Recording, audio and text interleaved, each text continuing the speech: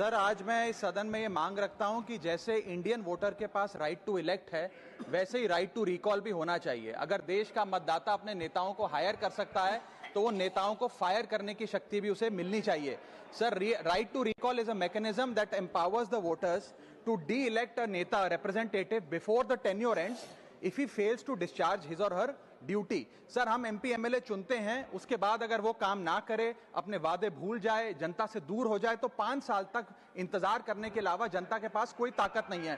कोई interim provision नहीं, कोई अकाउंटेबिलिटी नहीं, कोई परफॉर्मेंस रिव्यू नहीं, कोई करेक्टिव ऑप्शन नहीं। चुनाव से पहले नेता जनता के पीछे और चुनाव के बाद जनता नेता के पीछे। और सर, 5 साल is too long a period in this day and age. अगर एक गलत फैसला गलत नेता को चुनने का लिया तो लाखों लोगों का भविष्य अंधकार में जाता है और पूरा क्षेत्र पीछे जाता है। Sir, we can trust our voters to elect. हमें अपने मतदाता पे विश्वास करना चाहिए कि वो अपनी गलती बदल भी सके राइट टू रिकॉल की ताकत से। Sir, let me clarify that right to recall is not a weapon against politicians. It is an insurance policy for democracy. और भारत के संविधान में जब आप राष्ट्रपति को इंपीच कर सकते हैं टेन्योर के दौरान, उपराष्ट्रपति को हटाने का प्रावधान है, जजों को इंपीच करने के लिए प्रोसेस लेट डाउन है, यहां तक कि रूलिंग गवर्नमेंट के खिलाफ नो कॉन्फिडेंस मोशन लाकर आप सरकार बर्खास्त कर सकते हैं।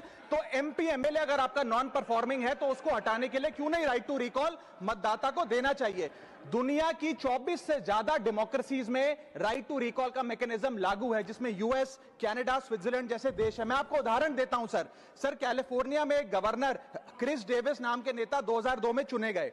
उनके कार्यकाल में मैसिव पावर कट हुए, एनर्जी क्राइसिस हुआ, बजट की मिसमैनेजमेंट और गन शूटिंग की वारदातें हुई। उसके चलते 1.3 मिलियन कंस्टिट्यूएंट्स ने एक पिटीशन साइन करके दी कि इन्हें रिकॉल किया जाए।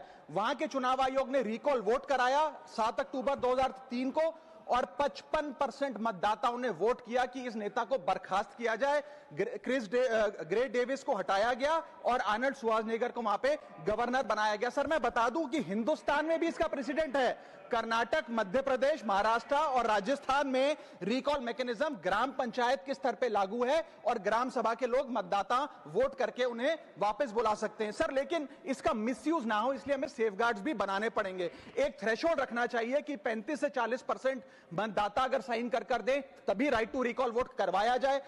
नेता को 18 महीने के लिए परफॉर्मेंस पीरियड देना चाहिए, कूलिंग ऑफ पीरियड, जिसमें उसे ना हटाया जाए। स्पेसिफिक ग्राउंड्स फॉर रिमूवल होने चाहिए ताकि फ्रिवलेस ग्राउंड्स ना हो और रिकॉल कम से कम 50% वोटों के बाद हो। ऐसा होगा तो पार्टियां भी ऐसे लोगों को टिकटें देंगी जो परफॉर्मर्स हो, ना कि नॉन परफॉर्मिंग एसेट, और भारत की डेमोक्रेसी मैच्योर होगी, सिटीजन एम्पावरमेंट बढ़ेगा।